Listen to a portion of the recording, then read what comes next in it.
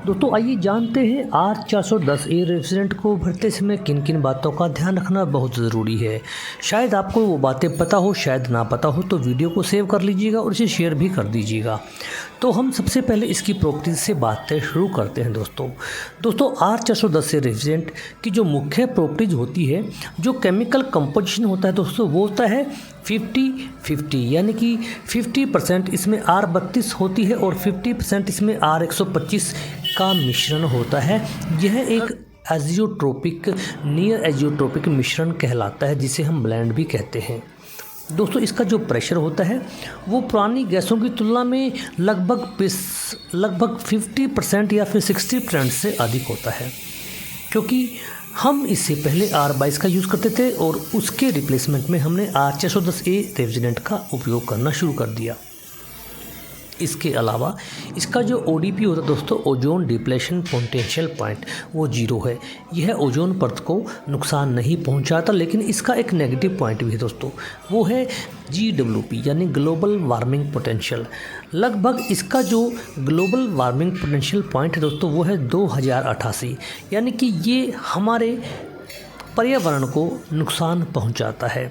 इसलिए R410A को भरते समय आपको वेट के अनुसार ही गैस को भरना चाहिए और एयर कंडीशनर पर जितनी मात्रा में रेफ्रिजरेंट का वेट लिखा हुआ है उतना ही हमें भरना चाहिए। दोस्तों इसका जो ऑयल उपयोग होता है दोस्तों, इसमें होता है POE ऑयल, पॉलिस्टर ऑयल, यानी कि सिंथेटिक ऑयल होता है, और ये R134A की तरह ही एकदम से नमी को अपनी तरफ आकर्षित करता है।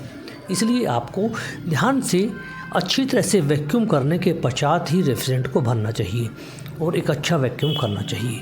दोस्तों इसके अलावा ये AI कैटेगरी में आता है, यानी कि ये फ्लेमेबल नहीं होता, ये नॉन फ्लेमेबल रेफ्रिजरेंट होता है। इसके बाद दोस्तों R410A को चार्ज करते समय आपको किन बातों का ध्यान रखना चाहिए सेफ्टी के पर्पज़ से और गुणवत्ता के पर्पज़ से। इसलिए हमेशा दोस्तों लिक्विड रूप में ही रेफ्रिजरेंट को चार्ज करें, क्योंकि R410A 2 गैसों का मिश्रण है, जैसे मैंने अभी आपको बताया। यदि हम इसे वेपर में चार्ज करेंगे तो दोनों गैसें अलग अलग अनुपात में बाहर निकलेंगी, जिससे AC की कूलिंग पर असर पड़ेगा। इसलिए सिलेंडर को उल्टा करके हमेशा लिक्विड लाइन से ही चार्ज करें, ये बहुत ज़रूरी होता है।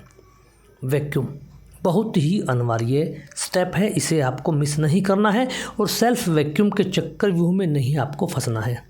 इसलिए इस बात का आपको बहुत ही ध्यान रखना है, क्योंकि POE जो ऑयल होता है दोस्तों, वो नमी को तुरंत सोख लेता है और इससे हमारे गैस रेफ्रिजरेंट की जो गुणवत्ता है वो प्रभावित होती है और सिस्टम में थोड़ी सी भी नमी रहने पर कंप्रेसर ख़राब हो सकता है, चोकिंग की समस्याएं उत्पन्न होना शुरू हो जाती हैं। गैस चार्ज करने से पहले सिस्टम को कम से कम लगभग, अगर आपका वैक्यूम डबल स्टेज और अच्छी गुणवत्ता वाला है तो 20 या 25 मिनट तक वैक्यूम अवश्य करें, या फिर 500 माइक्रोन तक जब आपका वैक्यूम पहुंच जाए तो उतना वैक्यूम बहुत ज़रूरी है। R410A को दोस्तों केवल प्रेशर गेज देखकर सही चार्ज नहीं किया जा सकता, इसलिए कोशिश करें कि वेट के हिसाब से ही आप गैस को रिफ़िल करें। दोस्तों उपकरण बहुत ही सही मात्रा में हमें कस्टमर को देना होता है, नहीं तो हमारे काम का कोई वैल्यू नहीं रह जाता। इसलिए R410 को भरते समय बहुत ही ध्यान देना ज़रूरी है। और एक ज़रूरी बात, कभी भी R410A को टॉपअप ना करें। अगर गैस लीकेज हो गई है कस्टमर के उपकरण से तो उसे पूरी मात्रा में बाहर निकाल कर दोबारा ही चार्ज करें तो अच्छा रहेगा। वीडियो अच्छा लगा हो लाइक शेयर कर दीजिएगा, सब्सक्राइब करना मत भूलिएगा। वीडियो देखने के लिए दोस्तों आपका बहुत बहुत धन्यवाद।